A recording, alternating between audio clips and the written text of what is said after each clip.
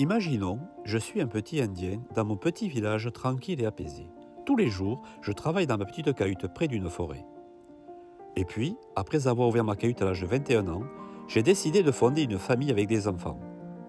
Je me suis rendu compte de la chance que j'avais de vivre dans ce village. Mes enfants pouvaient aller localement à la fois dans l'une des 3 écoles primaires, plus tard dans le collège pour finir au lycée. Mes enfants grandissant, chacun avait des passions différentes. Pour l'une, c'était le cheval, pour l'autre, le roller, et la dernière, la danse. C'était tout de même incroyable, toutes ces activités que nous avions. Mes enfants continuent à grandir, puis l'envie de sortir, comme aller au cinéma, aller voir des spectacles de musique, de concerts ou de danse. Nous l'avions encore dans notre petit village. Je me suis alors posé la question,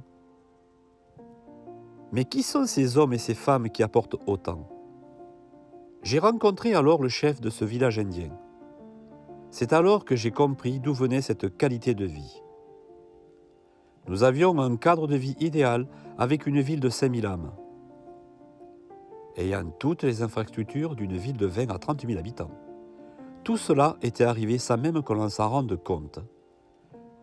Cela était une évidence, ce n'était pas arrivé tout seul. Cela était lié à un autre passionné de son village, dont l'intérêt était uniquement de le rendre le plus agréable et le plus beau possible. Finalement, dans ce village, beaucoup de personnes étaient comme lui. Des gens qui ne comptaient pas ses heures pour que tout cela fonctionne. Depuis quelques années, ces passionnés ont une équipe. En harmonie, où la diversité d'opinions est rassemblée. Elle s'est mise alors au travail en apportant des structures qui nous manquent, telles que la maison de santé ou le SSR de l'hôpital. Je me suis aussi intéressé à regarder mes impôts. Nous avions les taux les plus bas du département. Et je ne payais pas la taxe d'ordures ménagères que d'autres payent. Alors, pourquoi avoir de belles ambitions pour notre village ? J'avoue ne pas comprendre ce reproche. Pour chasser ces idées négatives, j'allais à la forêt travailler. Quand une personne, sortant du bois, vient m'interpeller. Elle venait en conquérante, m'expliquer qu'elle venait et vivait à Valence depuis 8 ans. Cette personne que je n'avais jamais vue ni aperçue. Elle voulait que ce système cesse, qu'il fallait voir notre village autrement. Vous comprenez aisément quelle a été ma réaction d'entendre que depuis des années, tout ce que nous avions réussi à apporter à ce village n'était rien et qu'il fallait changer ce système. Je lui ai crié gare de ne pas amener large de ses propos, qu'elle prenne plutôt un bus et qu'elle fasse une tournée de la ville et de regarder ce que nous avions réussi à apporter à notre village. L'intérêt était le bien vivre à Valence. J'ai essayé de comprendre cette volonté de détruire ce que nous avions tant de mal à construire.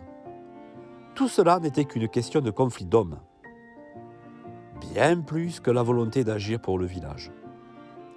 Tout était politiquement visé, tout ce que nous refutons dans cette équipe. Alors, voyant ce côté obscur noircir notre paysage, ne voulant pas laisser de place à cette démagogie, j'ai décidé pour 2020 d'être encore et toujours aux côtés de cette équipe. Cette seule et même volonté, le bien vivre dans notre si beau village.